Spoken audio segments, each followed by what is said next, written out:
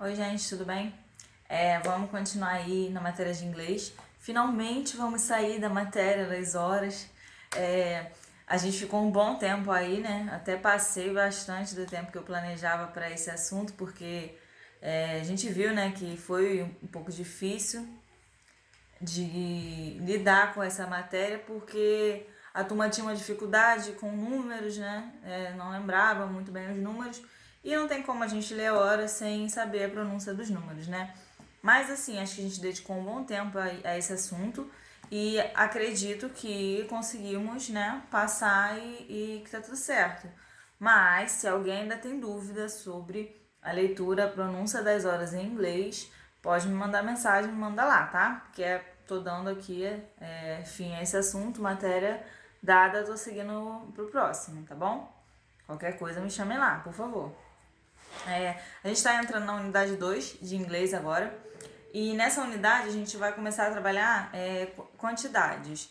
De início, nessa unidade, vão ficar meio assim, nossa, pra que eu tô aprendendo isso, né? Isso vai me ajudar em quê? Mas vocês vão ver mais pra frente do livro que isso vai ser muito útil na hora de formar frases em inglês. Dentro do Fundamental 1, desde o primeiro ano até agora, o quinto, a nossa aula de inglês, ela é uma aula majoritariamente, assim, maior parte, de vocabulário, né? A gente aprende palavras o tempo todo. A gente aprende, sei lá, comidas em inglês, as estações em inglês, o nome dos países, a gente aprende a falar o nome, na verdade, a tradução de muitas coisas em inglês. Mas a gente ainda não forma frases, a gente não fala frases muito grandes, a gente faz o básico. Então, a partir do ano que vem, no sexto ano, vocês já vão entrar com essa parte mais gramatical, onde vocês vão começar a formar frases, escrever textos, tudo em inglês, tá? Então, a gente agora está encaminhando para essa nova proposta do ano que vem, né, para vocês. Então, essa ideia de ver as quantidades em inglês, que é a intenção dessa unidade, é para ajudar a formar frases e formar frases gramaticalmente certas, tá? Então, ao longo vocês vão entendendo o porquê dessa matéria aqui. Então, a ideia de quantidades. Em inglês a gente vai trabalhar com countable e uncountable nouns. O que é isso? Countable e uncountable. Contáveis e incontáveis. Nouns são substantivos, né? São aí as palavras. Então a gente vai ver nessa unidade quais substantivos são countables e quais são uncountables, tá? Então, como a gente vai diferenciar o que é um substantivo countable de um uncountable? Um substantivo countable é todo substantivo que você consegue contar, tá? É bem lógico mesmo. Countable, contável, então substantivos countable são coisas que eu consigo contar. O que eu consigo contar? Por exemplo, pessoas. Se a minha turma, se a gente tivesse tudo na sala de aula, né? Eu falava assim, gente, quantas pessoas tem nessa sala? Aí vocês olhariam para o lado e facilmente conseguiriam contar quantas pessoas tem ali. Então, pessoas, people, é um substantivo countable, porque eu consigo contar. Um outro exemplo de substantivo countable é Apple, a maçã. Se eu botar ali algumas maçãs na sua frente e falar, conta aí pra mim quantas maçãs tem aí. Rapidamente vocês contam. São coisas que a gente consegue contar, obviamente, muito facilmente.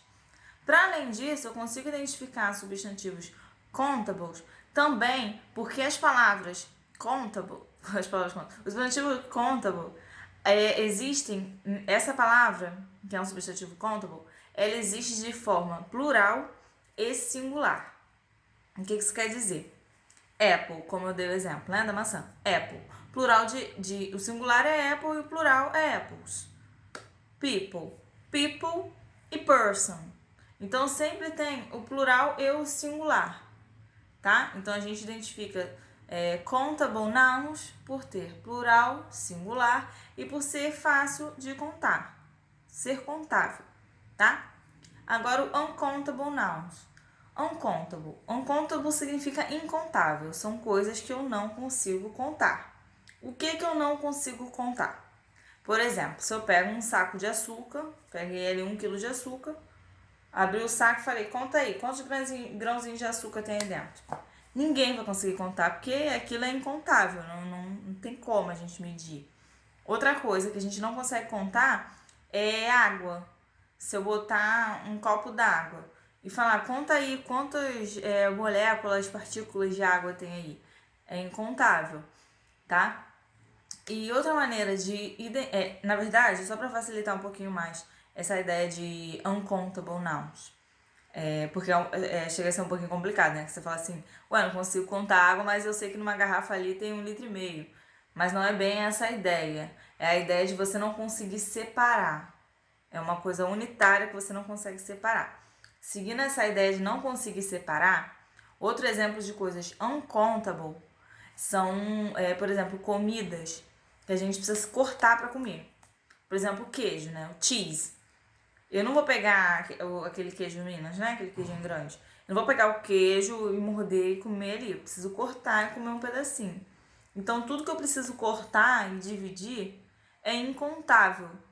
É uncountable. Porque eu vou cortar e eu vou estar separando ali uma unidade total. Tá? Então, uncountable nouns eu identifico como? Por coisas que eu não consigo contar, por coisas muito abstratas assim também.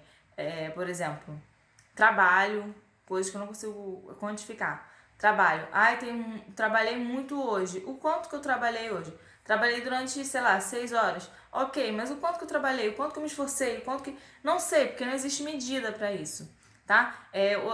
Trabalho de casa. Ah, já passou 3 trabalhos de casa. Mas quanto tempo vocês ficaram ali fazendo aquele trabalho de casa? O que levou para vocês fazerem aquele trabalho de casa? São coisas que a gente não consegue quantificar. Então, coisas abstratas, como trabalho de casa, exercícios, e coisas líquidas a gente não consegue contar. A gente não consegue contar água, café, leite, tudo que for líquido a gente não conta, a gente não consegue separar cada partículazinha ali e contar tudo. Então, resumindo, uncountable nouns são substantivos que a gente não consegue contar, não consegue quantificar.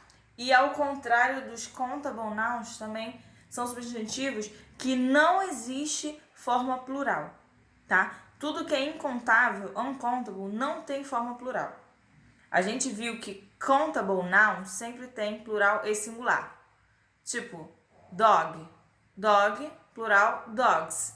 Consigo contar. Tá passando 3 cachorros ali na rua, tô vendo que são 3. Contei. Agora, o que não tem plural não é countable, é uncountable. Por exemplo, o exemplo que eu dei do queijo. Cheese. A palavra cheese existe. Queijo no singular. Cheeses não existe. A gente nunca vai ver essa palavra porque ela não existe. Açúcar. Sugar. A gente conhece a palavra sugar no singular. Sugars não existe essa palavra no plural. Então, a palavra que é uncountable, incontável, ela não existe no plural, tá? Também é um pouquinho complicada essa matéria, porque às vezes a gente, como eu falei, a gente pensa assim, eu sei que ele tem 1 quilo de açúcar, como é que eu não consigo contar? Não é a ideia da unidade, nunca é a ideia da unidade, é a ideia daquilo ali separadinho que eu não consigo contar. Tá bom? Tô deixando então o exercício aí da página 485. Primeiro, na página 485, aqui vai estar explicando melhor, explicando mais, né, o que define countable e uncountable. Também tô deixando lá no arquivo explicando melhor.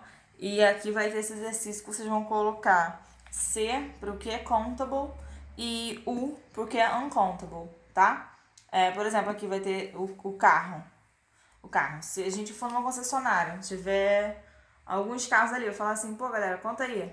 How many cars? Quantos carros? Vocês vão olhar rapidinho e vão contar pra mim quantos carros tem ali. Então, carro é countable ou uncountable? Carro tem plural? Cars. Tem. É uma palavra que se eu tenho um carro, I have one car. Se eu tenho 2 carros, I have 2 cars. É uma palavra com plural e é um substantivo que eu consigo contar rapidamente. Então, car é countable, tá? Então, vamos fazer esse exercício aí. E aqui, na página 486, vocês vão pintar os substantivos que são countable. Calma aí. Tá, vai circular o que é uncountable e pintar o que é countable, tá bom? E o que for countable, vocês vão escrever embaixo qual que é a forma plural, tá? Segue a mesma lógica, geralmente, do português, só colocar um Szinho ali no final, né? Algumas palavras mudam, mas são poucas, tipo person e people, né? Person singular, people plural, aí são palavras diferentes, mas continua tendo plural, mas geralmente é só acrescentar um Szinho, tá bom? Qualquer dúvida, manda lá. Beijinho.